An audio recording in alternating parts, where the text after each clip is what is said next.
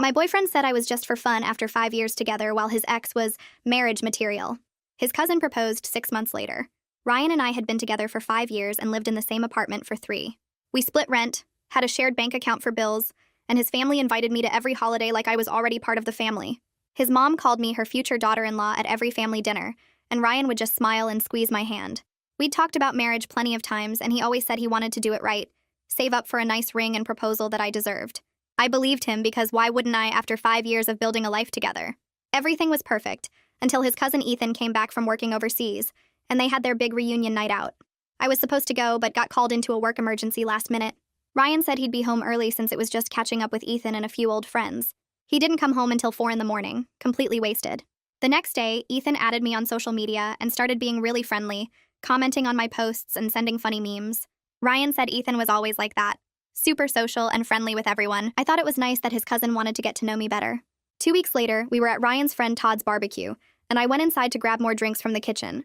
The window was open and I could hear the guys talking on the patio. Todd was asking Ryan when he was finally going to propose since we'd been together forever. Ryan laughed and said marriage was for girls you wanted to build something real with, not girls like me who were just for fun. He actually said I was a good time but not wife material. His friend asked what that meant, and Ryan said some girls you date and some girls you marry, and he'd already met the girl he wanted to marry back in college, his first girlfriend Alyssa, who dumped him sophomore year. He said he still checked her social media every day, and that she was the one who got away. He said I was convenient and fun, but when Alyssa was ready to settle down, he'd be there waiting. They all laughed about how I kept dropping hints about rings and wedding venues while Ryan was just running out the clock. I stood in that kitchen holding beer bottles while my whole relationship crumbled in my head. 5 years of my life with someone who saw me as a placeholder. Every I love you was a lie. Every future plan we made was just him killing time. I walked back outside and acted completely normal, handed out the beers, sat next to Ryan like nothing happened. He put his arm around me and I let him, even though my skin was crawling. That night I started planning. First, I stopped doing all the girlfriend things Ryan had gotten used to. No more packing his lunch, no more doing his laundry with mine, no more scheduling his appointments or reminding him about his mom's birthday. Ethan kept texting me funny stuff and I started responding more, having actual conversations. He'd ask about my day and remember things I told him. He complimented my promotion at work while Ryan hadn't even noticed I'd gotten one. When Ethan asked if I wanted to grab coffee and catch up since we barely knew each other despite me dating Ryan for years, I said yes. We met up and talked for 3 hours. He told me he'd been impressed with how I handled Ryan's family, especially his difficult sister who hated everyone. He said Ryan was lucky to have someone so patient and understanding.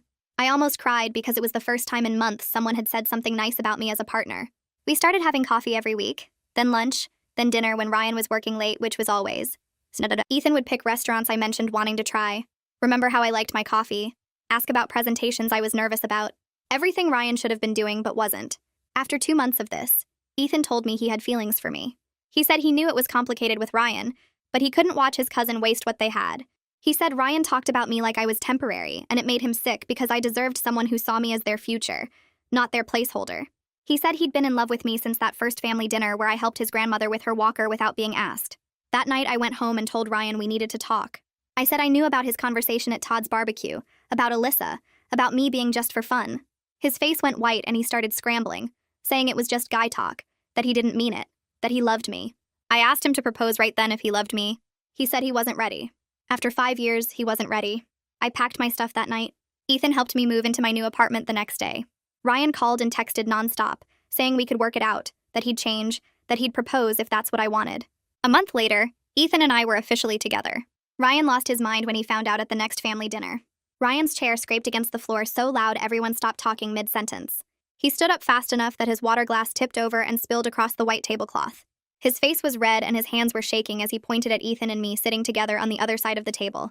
Ethan's hand found mine under the table and squeezed gently, calm and steady, while Ryan started yelling about how we betrayed him and stabbed him in the back.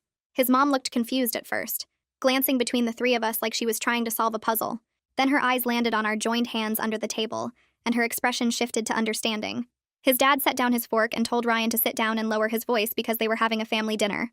Ryan ignored him completely and kept yelling. Ryan announced to the entire table that I left him for his cousin, making it sound like I cheated on him while we were still together. He said Ethan swooped in and stole his girlfriend and destroyed their family. Several people gasped and Ryan's aunt covered her mouth with her napkin. I felt my stomach drop because he was twisting the whole story to make himself the victim. Ethan let go of my hand and stood up slowly, not aggressive but firm. He looked Ryan in the eye and said that I was single when they started dating. He explained that I broke up with Ryan a month before, that I moved out and ended things completely before anything happened between us. Ethan's voice stayed level and calm, while he told Ryan he needed to accept that we were together now and stop making scenes. Ryan's face got even redder and he called Ethan a liar. Then Cheryl stood up from her seat near the end of the table. I braced myself because Cheryl had never liked me when I dated Ryan. She made comments about my clothes and my job and acted cold at every family event. But she looked at Ryan with this disgusted expression and told him to stop embarrassing himself. She said she always knew he didn't appreciate what he had with me. She said I was patient and kind and dealt with their difficult family better than anyone, and she was glad I found someone who actually valued me. She looked at me and said Ethan was lucky to have me and she hoped we'd be happy together. My mouth literally fell open because I never expected Cheryl to defend me. Ryan started yelling at his sister now, calling her a traitor too. His mom stood up and told both of them to stop it right now. Ryan's mom grabbed my arm and pulled me toward the kitchen. I followed her past the dining room and through the swinging door into the bright kitchen that smelled like roasted chicken. She turned to face me with worried eyes and asked what really happened between Ryan and me. Her voice was gentle, but I could tell she needed to understand. I took a breath and told her about Todd's barbecue, about going inside for drinks and hearing Ryan through the open window. I explained how he told his friends I was just for fun, not wife material, that he was waiting for his ex Alyssa to be ready to settle down. I watched her face change as I talked. Her eyes got shiny with tears and her hand went to her mouth. She looked like I'd just told her someone died. I explained that after 5 years of him calling me his future, finding out I was just a placeholder broke something in me that couldn't be fixed. She pulled me into a hug right there in the kitchen. She was shorter than me, so my chin rested on top of her head. She said she was so sorry for how Ryan treated me. She said she genuinely thought we would get married and she'd been planning what to wear to our wedding in her head. She pulled back and held my shoulders, looking right at me with tears running down her cheeks. She told me she was hurt that her son wasted 5 years of my life when I gave him everything. She said she understood completely why I moved on, and she didn't blame me one bit for finding happiness with Ethan. She said Ethan was a good man who would treat me right. I was crying too by then, and we hugged again. Through the kitchen door, I could hear Ryan still yelling in the dining room. A door slammed so hard the windows rattled. Ryan's car engine roared to life in the driveway and then tires squealed as he peeled out onto the street. The sound faded as he drove away too fast. Ryan's mom and I walked back into the dining room where everyone sat in uncomfortable silence. Then Eric, Ethan's older brother, leaned back in his chair and said Ryan always was dramatic when things didn't go his way. A few people laughed nervously, and some of the tension broke.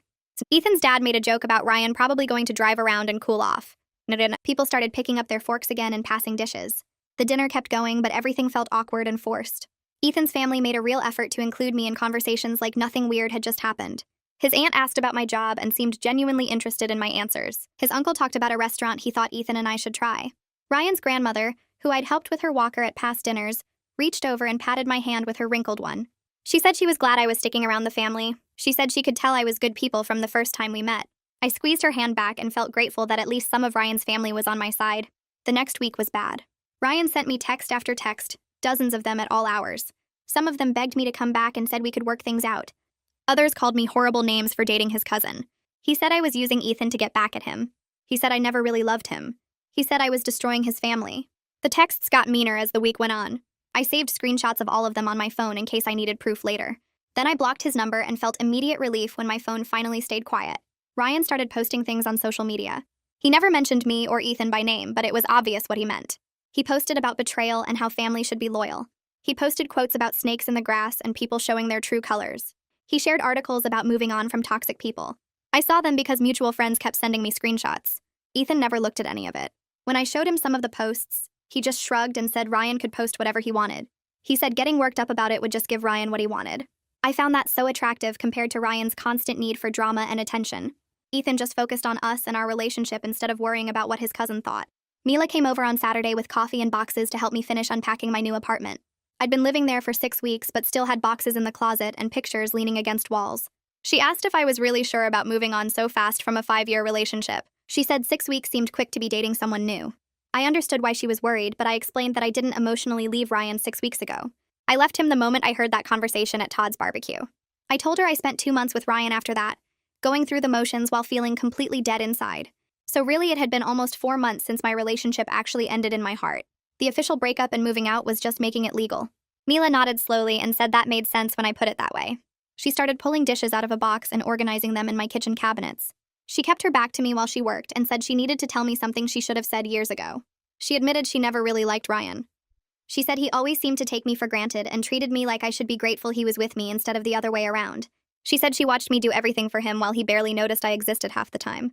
She told me she wanted to say something so many times, but she didn't want to be that friend who trash-talked my boyfriend. She figured I had to see it for myself or I'd just get defensive. Then she turned around and looked at me directly. She said Ethan was completely different from what she'd seen so far. She said he actually listened when I talked and remembered things I said. She told me she'd watched him look at me during the one dinner they'd had together, and he looked at me like I was the most important person in the room. She said that's how someone should look at their partner, and Ryan never once looked at me that way in 5 years. I felt tears starting, but I blinked them back and kept unpacking. 2 days later, Ethan picked me up for dinner. He wouldn't tell me where we were going and just said it was a surprise. We drove across town to this Italian place I'd mentioned wanting to try back when I was still with Ryan. I'd seen it featured in some food blog months ago and told Ryan about it one night while we were eating takeout on the couch. He'd said it looked too expensive and never brought it up again.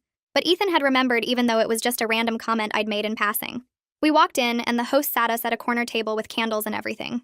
Ethan ordered wine and asked me about my week. He actually cared about the details of my project at work and asked follow-up questions that showed he was really paying attention. The food came and it was amazing. We talked for 2 hours about everything and nothing. He told me about his time overseas and the places he'd traveled. He asked about my family and seemed genuinely interested in the stories I told about growing up. When the check came, he paid without making a big deal about it. We walked back to his car and I realized this was what being someone's priority actually felt like. And this was what dating someone who saw me as important felt like. Ryan had never once taken me somewhere I specifically wanted to go or remembered random things I mentioned wanting. The next evening, I was at my apartment making dinner when someone knocked on my door. I looked through the peephole and saw Ryan standing there. My stomach dropped. I hadn't given him my new address and I had no idea how he got it. I stood frozen trying to decide what to do when I heard Ethan's key in the lock. He'd started keeping some stuff at my place and had his own key. He walked in and saw my face and immediately knew something was wrong. The knocking came again, louder this time. Ethan walked to the door and opened it. Ryan stood there looking surprised to see his cousin. Ethan's voice was completely calm when he told Ryan I didn't want to see him and he needed to leave. Ryan's face got red and he said he just wanted to talk to me. Ethan said no. I'd made it clear we were done and Ryan needed to respect that. Ryan tried to look past Ethan to see me, but Ethan shifted to block his view. Ryan's voice got louder and he said Ethan had no right to keep him from talking to me. Ethan stayed completely calm and said he had every right to protect his girlfriend from her ex who couldn't take no for an answer. Ryan put his hand on the doorframe and tried to push past Ethan into the apartment. Ethan didn't move. He just stood there blocking the whole doorway with his body. He was bigger than Ryan and it was obvious. Ryan tried to push harder, but Ethan didn't budge. His voice was still calm but firm when he told Ryan to back up and leave. Ryan finally stepped back, but he was yelling now. He shouted that this wasn't over and I couldn't hide behind Ethan forever. He said I owed him a conversation after 5 years together. Ethan said I didn't owe Ryan anything, and if he showed up again, we'd call the police. Ryan stood there for another few seconds like he was deciding whether to try again. Then he turned and walked down the hallway toward the stairs. Ethan stayed in the doorway watching until he heard the building door close. Then he shut our door and locked it and put the chain on. He turned around and I was shaking. My hands were trembling and I felt sick. Ethan walked over and pulled me into a hug. I pressed my face against his chest and tried to breathe normally. He held me tight and told me it was okay. Ryan was gone. We stood there for a long time until I stopped shaking. Then we sat on the couch and Ethan said we should think about getting a restraining order if Ryan showed up again. He said Ryan showing up unannounced after I'd made it clear I didn't want contact was not okay. He offered to stay over more often so I wouldn't be alone if Ryan came back. I nodded and leaned against him. 3 days later, Ryan's mom called me. She asked if I was coming to Eric's birthday party that weekend. I hesitated because I knew Ryan would probably be there. She said Ryan wouldn't be coming because she'd uninvited him after Ethan told her about the apartment incident. She said she was embarrassed by her son's behavior, and she wanted me to feel safe at family events. She said Eric specifically wanted me there and the whole family wanted to see me. I agreed to come. The party was at Ryan's parents' house on Saturday afternoon. Ethan and I walked in together and his mom hugged me immediately. His dad came over and shook Ethan's hand and then turned to me. He said he wanted to apologize for Ryan's behavior. He said he'd raised his son better than that, and he was sorry Ryan had scared me at my apartment. Eric's wife came over and welcomed me warmly. She said she was glad I was there and handed me a drink. Throughout the afternoon, different family members went out of their way to talk to me and make me feel included. Ryan's uncle asked about my job. His aunt told me about a book she thought I'd like. Eric thanked me for coming and said it meant a lot that I was still part of family events. Everyone was making it clear they were on my side. Later in the afternoon, Cheryl found me alone in the kitchen refilling my drink. She closed the door and said she wanted to talk to me. I tensed up expecting something bad, but she surprised me by saying she owed me an apology. She admitted she'd been jealous of me when I was dating Ryan. She said their mom had always loved me and talked about me constantly. She said it felt like their mom cared more about me than her own daughter. She told me she knew she'd been cold and sometimes mean because of that jealousy. Then she said something that really shocked me. She said now that I was with Ethan instead of Ryan, she actually wanted to be friends. She explained that we weren't competing for their mom's attention anymore since I wasn't dating her brother. She said she'd been watching me with Ethan and she could tell I was genuinely happy. She asked if we could start over. I said yes. Over the next few weeks, Cheryl and I started meeting for coffee. She was actually funny and smart when she wasn't being defensive. She told me stories about Ryan growing up. She said he'd always been spoiled and entitled. She told me about how their parents gave him everything he wanted and never made him work for anything. She said their mom had always made excuses for his bad behavior. She told me about his past girlfriends and how he'd treated them the same way he treated me. She said she'd watched him string girls along for years before moving on to the next one. Hearing these stories explained so much about Ryan's attitude toward our relationship. He'd never learned that other people's feelings mattered. He'd never had to actually work to keep someone. One afternoon, Ethan came home from work looking serious. He sat down next to me on the couch and said his boss had offered him a big promotion. I got excited until he explained the promotion would make his overseas position permanent. He'd have to move back abroad for at least 3 years. My heart sank. But then he smiled and said he'd already turned it down.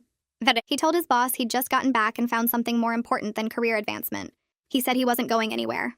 I sat there staring at him while my chest got tight and my eyes started burning. He turned down a huge career move for me. For us. After 5 years with Ryan, who couldn't even commit to a timeline for getting engaged, here was Ethan making me his priority after 6 months. I asked him if he was sure, and he pulled me close and said he'd never been more certain about anything in his life. We stayed up late that night talking about actual future plans. He said he wanted to be engaged within a year and married the year after that. He talked about wanting kids eventually and asked what I thought about timelines. He mentioned neighborhoods he'd researched for good schools even though kids were years away. Everything was specific and real, not Ryan's constant someday, and we'll see responses whenever I brought up our future. The next week, I started hearing from mutual friends that Ryan was telling people I'd cheated on him with Ethan. He was saying I'd been sneaking around for months while we were still together, and that I'd seduced his cousin to get back at him for something. My friend from work texted me screenshots of what Ryan posted in a group chat with his friends. He made it sound like I was some horrible person who destroyed his family. I felt sick reading the lies, but I didn't want to dignify them with a response. Then Todd texted me out of nowhere asking if we could talk. I was nervous because Todd was Ryan's friend and I figured he believed the lies. We met for coffee and Todd immediately apologized. He said he knew the real timeline because Ryan had told him I broke up clean before anything started with Ethan. He said Ryan was just hurt and lashing out by making up stories. Todd told me he'd already corrected the record with their friend group and told everyone what Ryan actually said at his barbecue about me being just for fun. He said most of the guys felt bad for believing Ryan's version at first. Then Todd surprised me by apologizing for his own part in that conversation. He said he felt guilty for laughing along when Ryan was talking about me like I was temporary. But he told me he should have said something right then, instead of being a bystander to his friend disrespecting me. He said he was glad I found out before wasting more years on someone who didn't value me. I thanked him for being honest and for shutting down Ryan's lies. It meant a lot that someone from Ryan's circle was willing to stand up for the truth, even though it meant going against his friend. 3 months into dating Ethan, we took a weekend trip up to this little beach town I'd always wanted to visit. With Ryan, trips were always stressful because he'd plan everything without asking my input, and then get mad if I wanted to change anything. This trip with Ethan was completely different. We decided together where to eat and what to do each day. When I wanted to skip the museum to spend more time at the beach, Ethan just smiled and said that sounded perfect. When he wanted to try this seafood place and I wasn't feeling it, we found somewhere else without any tension. Everything felt easy and natural, like we were actually partners making decisions together. On our last night there, we were sitting on the beach watching the sunset, and Ethan got quiet for a minute. Then he told me he was falling in love with me. He said he'd actually been falling since those first coffee dates when I was still healing from Ryan. He said watching me rebuild my confidence over the past months had been beautiful, and he felt lucky I'd given him a chance despite the complicated family situation. My heart was racing, and I felt tears starting because nobody had ever talked about loving me like that. Ryan said I love you plenty, but it always felt routine, like something you're supposed to say.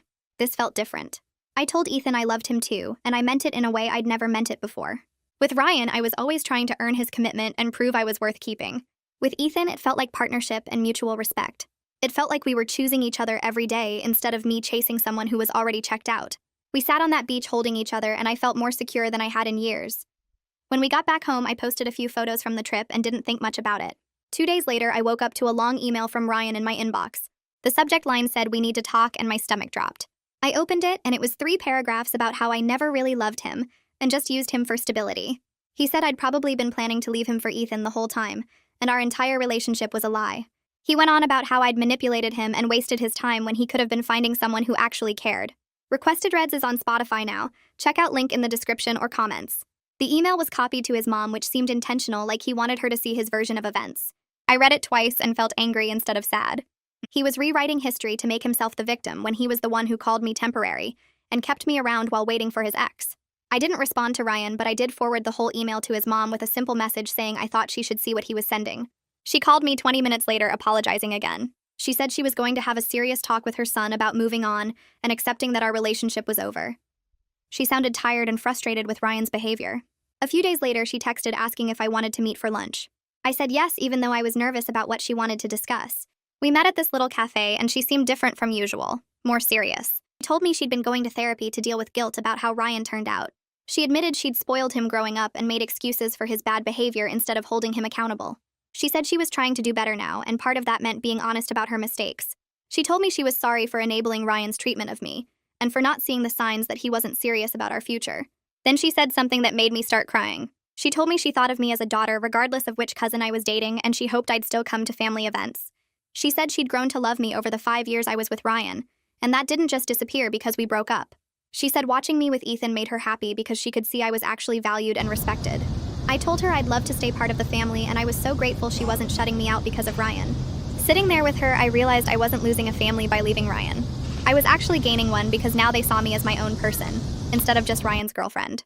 A week after that lunch, I started packing up my stuff from the apartment I'd been renting since leaving Ryan. Ethan came over with boxes, and we started talking about finding a place together since we were spending every night at one place or the other anyway. He pulled out his phone and showed me apartment listings he'd already been looking at in neighborhoods on the opposite side of town from where Ryan lived. He said he wanted me to feel safe and not worry about running into Ryan at the grocery store or coffee shop. We spent that evening circling ads and making calls to set up tours for the weekend. The first apartment we saw was too small, and the second one had weird layout issues, but the third place felt right immediately. It was a 2-bedroom unit in a newer building with a doorman at the front desk and security cameras in the lobby. The kitchen had updated appliances, and the living room had big windows that let in tons of natural light. Ethan walked through each room with me and asked what I thought about everything. We stood in the empty bedroom that would be our room, and he said this could be our fresh start. The rent was higher than what I'd been paying, but Ethan said he wanted to cover more of it since he made more money at his job. We sat in his car after the tour and had an actual adult conversation about splitting bills fairly. He pulled up a spreadsheet on his phone showing what he thought made sense based on our incomes. I'd never had a partner treat finances like a team decision before. Ryan always acted like he was doing me a favor by letting me split everything 50-50, even though he made twice what I did. We applied for the apartment that night and got approved 3 days later. I texted Ethan the good news, and he called me immediately saying he'd already started packing his stuff. The next week, we were signing the lease and getting keys and planning our move-in date. I posted a photo of the keys on social media without thinking much about it. 2 days before we were supposed to move, someone started pounding on Ethan's apartment door at 9 at night. Ethan looked through the peephole and his whole body went tense. He told me it was Ryan and to stay in the bedroom. I heard him open the door, and Ryan's voice came through loud and angry, asking if it was true we were moving in together. Ethan's voice stayed calm, saying that wasn't Ryan's business anymore. Ryan got louder, asking how Ethan could betray family like this and calling him a snake. Ethan said Ryan needed to leave right now or he was calling the police. Ryan kept yelling about how I'd turned his own cousin against him and ruined his life. Ethan repeated that he was calling the cops, and I heard him actually dial. Ryan's voice got even louder, saying Ethan betrayed the whole family and he'd never forgive either of us. Then I heard footsteps stomping away and a door slam. Ethan came back into the bedroom and sat down on the bed next to me. His face looked sad in a way I hadn't seen before. I realized this whole situation was costing him too, even though he never complained about losing his relationship with Ryan. I took his hand and told him if he wanted to try fixing things with his cousin, I'd understand and support whatever he needed to do. Ethan shook his head and said there was nothing to fix because Ryan was just mad about facing consequences for his own choices. He said family didn't mean accepting disrespect, and Ryan needed to grow up. We sat there quiet for a minute and then went back to packing boxes. Moving day came, and Ethan's brother Eric showed up with a truck he'd borrowed. Ryan's mom came too with her husband, and they helped carry furniture and boxes up to our new place. She brought a housewarming gift, this nice set of kitchen towels with a card saying she was happy for us. Having his family there making it clear they supported us meant everything. We got everything moved in one day and spent that night eating pizza on the floor surrounded by boxes. Over the next few weeks, we unpacked and made the apartment feel like home. I hung pictures and Ethan assembled furniture, and we argued about where the couch should go. It felt easy and natural in a way living with Ryan never had. I stopped hearing from Ryan directly, but mutual friends told me he'd been going on dates with different women every week. They said he was posting photos trying to show how great his life was without me. It didn't bother me at all because I was actually happy and not thinking about him anymore. 4 months passed, and Ethan suggested we host a dinner party to celebrate having our own place. We invited Mila and some of my other friends, plus Eric and Ryan's parents and Cheryl. I spent the day cooking while Ethan cleaned and set up the dining room. People started arriving around 6, and the apartment filled up with conversation and laughter. Mila pulled me aside in the kitchen while I was checking on the roast and told me she'd never seen me this relaxed and happy in a relationship. She said with Ryan I always seemed like I was trying to prove something, but with Ethan I just seemed like myself. Cheryl showed up late with a guy she introduced as her boyfriend of 2 months. She told everyone at dinner that watching my relationship with Ethan had inspired her to demand better treatment from the men she dated. Her boyfriend seemed nice and kept his arm around her chair while they talked. After everyone left and we were cleaning up, Ethan and I collapsed on the couch exhausted but satisfied. The next morning, Ryan's mom called and asked if we were coming to Thanksgiving at her house. She said Ryan would be there too, but she expected everyone to act like adults and be civil. Ethan and I sat at the kitchen table discussing whether we were ready for that level of family drama. He said we shouldn't let Ryan control our lives by avoiding family events. I agreed but felt nervous about being in the same room with Ryan after everything that happened. We decided we'd go, but leave immediately if Ryan started anything. Ethan promised his brother would run interference if needed. I marked Thanksgiving on the calendar and tried not to think too much about how awkward it would be. Thanksgiving morning, I woke up with my stomach in knots and Ethan brought me coffee in bed while I tried to decide what to wear. He sat on the edge of the mattress and reminded me that we could leave any time if things got uncomfortable. His brother Eric called around 10 to say he'd be there early and would keep Ryan occupied if needed. We got dressed and drove to his parents' house with a store-bought pie because I'd been too nervous to bake. Cars already filled the driveway when we arrived, and I recognized Ryan's truck parked near the garage. Ethan squeezed my hand before we got out and carried the pie while I walked beside him up to the front door. His mom answered and hugged us both, thanking us for coming and whispering that everything would be fine. Inside the house smelled like turkey and stuffing, and family members filled the living room talking and laughing. Ryan sat on the couch with his dad watching football, and he glanced up when we walked in, but immediately looked back at the television. Eric came over and clapped Ethan on the shoulder, asking if we wanted drinks from the kitchen. We followed him, and I felt myself relax slightly being away from the main room. Cheryl was in there mashing potatoes, and she smiled when she saw me, saying she was glad I came. The afternoon passed slowly with everyone making small talk and pretending the tension wasn't there. Ryan stayed quiet during dinner and barely looked in our direction when passing dishes. He sat at the opposite end of the table and focused on his food while conversation flowed around him. After we finished eating, his mom pulled me aside into the hallway and told me Ryan had been seeing a therapist for the past month. She said he was working through his feelings about the breakup and learning to accept that I'd moved on. I felt relieved hearing that he was getting help instead of just staying angry. She hugged me and said she hoped eventually family gatherings would feel normal again for everyone. Later that evening, after most people had gone home, Ryan found me alone in the kitchen putting away leftovers. He stood in the doorway for a minute before asking if we could talk privately. My heart started racing, but I nodded and followed him out to the back porch where it was cold and quiet. He shoved his hands in his pockets and stared at the ground before finally speaking. He said he was sorry for how he treated me during our relationship, and especially after the breakup. He admitted he took me for granted and never appreciated what we had until it was gone. He said he understood why I left, even though it hurt watching me with Ethan. His voice cracked a little when he mentioned his cousin's name, and I could tell this conversation was hard for him. He said his therapist was helping him see how his obsession with the past had ruined his present. He looked at me then and said he knew we couldn't be friends, but he hoped I could forgive him eventually. I told him I accepted his apology, but I needed him to respect my boundaries going forward. I said I didn't want awkward encounters or weird tension at family events anymore. He agreed and said he was trying to move on with his life, and hoped someday the family gatherings wouldn't feel so uncomfortable. We stood there in silence for a moment and then went back inside separately. Ethan was waiting in the living room, and he searched my face when I sat down next to him. I told him later in the car what Ryan had said, and Ethan seemed relieved that his cousin was finally dealing with things properly. Christmas and New Year's passed more smoothly after that conversation with Ryan. He showed up to family events but kept his distance and acted civil when we had to interact. I stopped watching for his reactions every time Ethan touched me or we laughed together. His mom hosted a New Year's dinner, and Ryan even made a joke that included both of us without any bitterness in his voice. Ethan noticed the change in me and told me one night that he was proud of how I handled everything with grace. He said watching me navigate the family drama while staying kind had made him fall even more in love with me. January came and life settled into a comfortable routine in our apartment. We both went back to work after the holidays and fell into easy patterns of cooking dinner together and watching shows on the couch. But then Ethan started acting slightly different in ways I couldn't quite pinpoint. He'd take phone calls in the bedroom with the door closed and got protective of his laptop when I walked by. A few times I caught him quickly closing browser tabs when I came into the room. My stomach would drop every time it happened because it reminded me of how Ryan used to act secretive about checking his ex's social media. But I forced myself to trust Ethan and not let Ryan's behavior poison this relationship. I didn't snoop through his phone or demand to know who he was talking to. I chose to believe that Ethan had earned my trust over these months together. 2 weeks into January, Ethan told me to dress nice because he was taking me out to dinner. He seemed nervous getting ready and kept checking his phone, which was unusual for him since he usually ignored it when we were together. We drove to the same restaurant where we'd had our first official date back when I was freshly single and scared to start over. He held my hand across the table but seemed distracted during our meal. He kept glancing at his phone, and I started to worry something was wrong. After we finished our main courses, he excused himself to the bathroom and was gone for almost 10 minutes. When he came back, the waiter brought out dessert, even though we hadn't ordered any. Ethan barely touched his chocolate cake and instead watched me eat mine with this intense look on his face. I asked if he was okay, and he said he was perfect, but his voice shook a little. Then suddenly he pushed his chair back and got down on one knee right there in the restaurant. My fork clattered onto my plate and I felt my whole body freeze. He pulled a small box from his jacket pocket and opened it to show me a ring. He started saying he knew it had only been 6 months, but he'd never been more sure of anything in his life. He said I deserved someone who saw me as their forever from day one, and he wanted to be that person for me. I was crying before he even finished talking and saying yes over and over while he slid the ring onto my finger.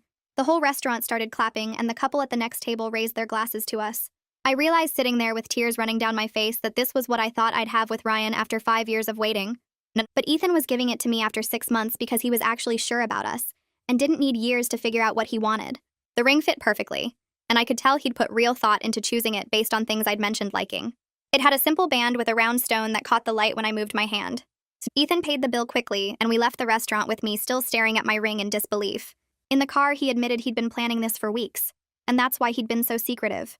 He said he'd gotten approval from my parents when he visited them last month, supposedly for work. He'd also asked his parents and even called Mila to make sure the timing felt right, and I was ready for this step. Hearing that he'd put so much care into planning everything made me cry all over again. We drove home, and I kept looking at the ring on my finger, thinking about how different this felt from all those years of dropping hints to Ryan about marriage. Ethan had wanted this as much as I did, and hadn't needed me to convince him or wait for the perfect moment. He'd just known and acted on it because that's who he was. We sat in the car outside the restaurant, and Ethan pulled out his phone to start making calls. He called his parents first and put them on speaker, so I could hear their excited reactions. His mom started crying happy tears, and his dad congratulated us both, saying he knew Ethan had been planning something special. They asked when we were thinking about the wedding, and Ethan squeezed my hand while saying we hadn't gotten that far yet, but probably within the year. Next, I called my parents, and my mom screamed so loud I had to pull the phone away from my ear. She demanded to see the ring immediately, and I promised to send pictures as soon as we hung up. My dad got on the line and told Ethan he better take good care of me, but his voice was warm and happy.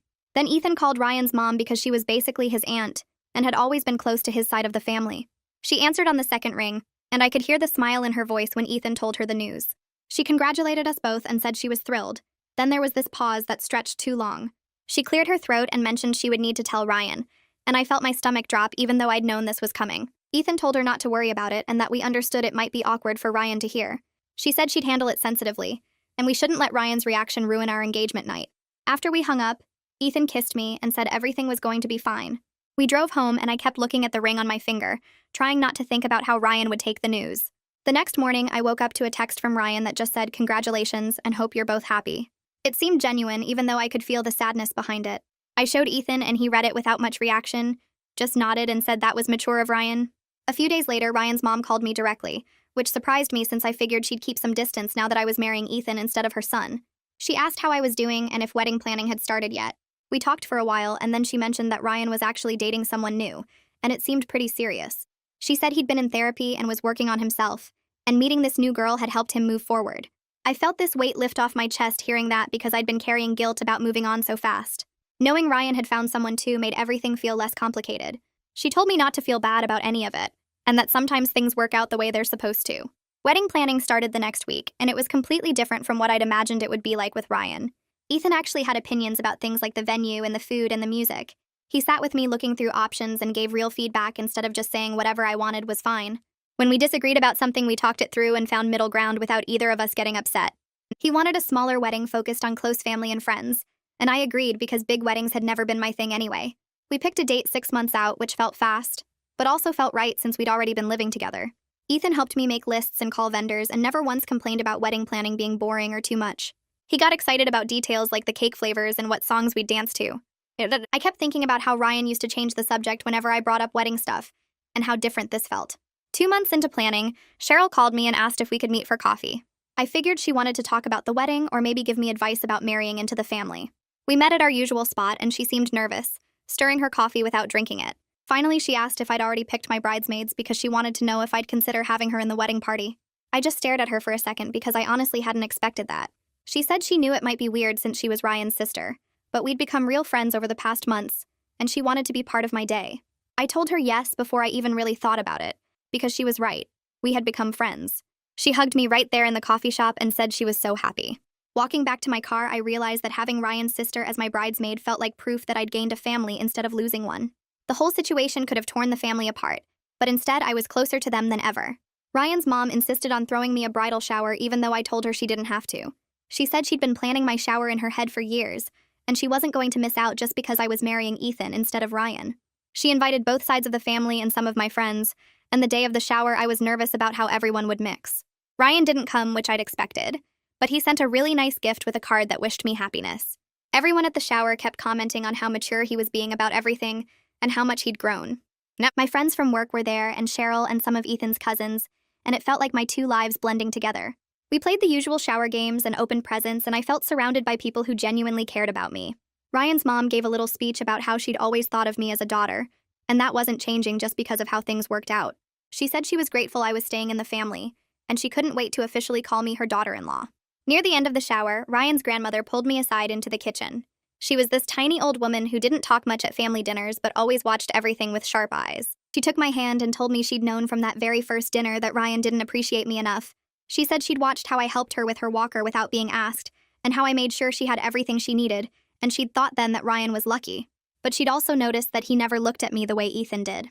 She said Ethan looked at me the way her husband had looked at her, and that's how you know it's real love. She squeezed my hand and said she was glad I'd found that kind of love, even if it took a complicated path to get there. I hugged her and tried not to cry because her words meant more than she probably knew. The wedding day arrived 6 months after Ethan proposed. We'd picked a small venue with room for about 70 people, just close family and friends. I got ready with my bridesmaids, including Cheryl, and my mom kept crying every time she looked at me in my dress. The ceremony was short and simple, the kind of wedding I'd always actually wanted. Both families sat together without any tension, and I could see Ryan's mom in the front row wiping her eyes. When Ethan and I said our vows, I felt completely sure about everything. No doubts or worries. He promised to always choose me first, and to never make me question my place in his life. I promised to trust him and build a real partnership together. After we kissed and walked back down the aisle as husband and wife, I caught Ryan's mom openly crying happy tears. She hugged both of us afterward and said it was the most beautiful ceremony she'd ever seen. The reception was relaxed and fun, nothing fancy or stressful. Ryan showed up with his girlfriend, a nice woman who seemed good for him. They sat at a table with some of his friends and seemed comfortable together. During the cocktail hour, Ryan came up to us and congratulated Ethan, shaking his hand and actually seeming sincere about it. He told me I looked beautiful and that he hoped we'd be happy together. His girlfriend stood next to him smiling, and I could tell she knew the whole story but wasn't bothered by it. They left early, saying they wanted to give us space to celebrate, and I appreciated that gesture. After they left, I felt like I could finally relax completely and just enjoy being married. Ethan and I danced and ate cake and talked to everyone, and it felt perfect in a simple, real way. Our honeymoon was 2 weeks in Hawaii, something we'd planned together based on places we both wanted to see. We spent days on the beach and hiking and trying new restaurants, and it was the most relaxed I'd ever felt. Ethan told me one night while we were watching the sunset that he felt like the luckiest man alive. He said he'd never imagined when he came back from overseas that he'd end up married to me, but now he couldn't imagine any other life. I realized sitting there that I felt exactly the same way. I felt lucky that I'd overheard that conversation at Todd's barbecue because without it, I might have stayed with Ryan for years more. I felt lucky that I'd had the courage to leave and start over. And I felt lucky that Ethan had seen something in me worth pursuing, even when it complicated his family relationships. We came back from the honeymoon to our apartment, and real married life started. Nothing felt dramatically different since we'd already been living together, but somehow everything felt more solid. Ethan kept being attentive and considerate like he always had been, asking about my day and helping with chores and planning date nights. I watched him unpack from the honeymoon and put his clothes away, and I thought about how this was what partnership actually looked like. It wasn't about grand gestures or perfect moments. It was about someone consistently showing up and choosing you and making you feel valued every single day. Ryan had taught me what I didn't want, and Ethan was showing me what I deserved. I felt confident about our future together in a way I'd never felt before, and I knew this was just the beginning of building something real. 3 months after the honeymoon, Mila called me screaming that she was engaged. Her boyfriend proposed at the beach where they had their first date, and she couldn't stop talking about how perfect it was. She asked if I'd be her maid of honor, and I said yes immediately, already tearing up on the phone. We met for coffee the next day to start planning, and she grabbed my hand across the table and told me I inspired her to stop settling. She said watching me leave Ryan and find someone who actually prioritized me made her realize she deserved the same thing. She'd been dating guys who treated her like an option for years, and after seeing my situation, she finally demanded better. Her fiancé was someone who made her feel valued from day one, just like Ethan did for me. I hugged her and said I was so happy she found her person. 2 weeks later, Ryan's mom called and invited Ethan and me to a family dinner at her house. She said she had an announcement to make and wanted everyone there. We showed up on Saturday and the whole family was gathered in the dining room. Ryan was there with his girlfriend, a woman named Jessica who seemed nice enough. His mom stood up after we finished eating and clinked her glass to get everyone's attention. She announced that Ryan and Jessica got engaged last weekend, and everyone started clapping and congratulating them. Ryan looked genuinely happy. Not forced or fake like I'd worried he might. Jessica was beaming and showing off her ring to Ryan's grandmother. Ethan squeezed my hand under the table, and I realized I felt relieved more than anything. The family dynamic finally felt balanced with both cousins engaged and moving forward with their lives. Nobody was stuck in the past or holding on to hurt feelings. After dinner, Ryan approached me in the kitchen while I was refilling my water glass. He asked how married life was treating me, and I told him it was great, that Ethan and I were really happy. He said that was good to hear and he was glad we worked out. I asked about Jessica and he lit up talking about her, explaining how they met at his gym and connected over their love of hiking. He seemed genuinely content, not bitter or resentful like he'd been at our wedding. We talked for maybe 5 minutes about normal stuff like jobs and apartment hunting since he and Jessica were looking for a place together. It felt like we'd both finally moved past the hurt and anger. I was grateful we could exist in the same family space without tension or awkwardness. When Ethan and I left that night, I told him it felt like closure in a weird way, seeing Ryan happy with someone else. Our first anniversary came up faster than I expected. Ethan surprised me by taking me back to that coffee shop where we'd met up alone for the first time when I was still with Ryan. We sat at the same table by the window and ordered the same drinks we'd had that day. He held my hand and reminded me that he'd fallen in love with me over coffee before we even started dating officially. He said watching me talk about my work presentation that day, seeing how passionate I was about my career, made him realize I was someone special. I told him I was grateful every day that I gave him a chance despite how complicated it was with Ryan. Life turned out so much better than I ever imagined it could when I was standing in Todd's kitchen hearing my relationship fall apart around me. I wouldn't change anything about how it all happened, because it led me here, to this coffee shop, with someone who saw me as his forever from the very beginning. That's how it went for me. But I know some of you would have handled it totally differently. Let me know in the comments. I'll be reading through them later.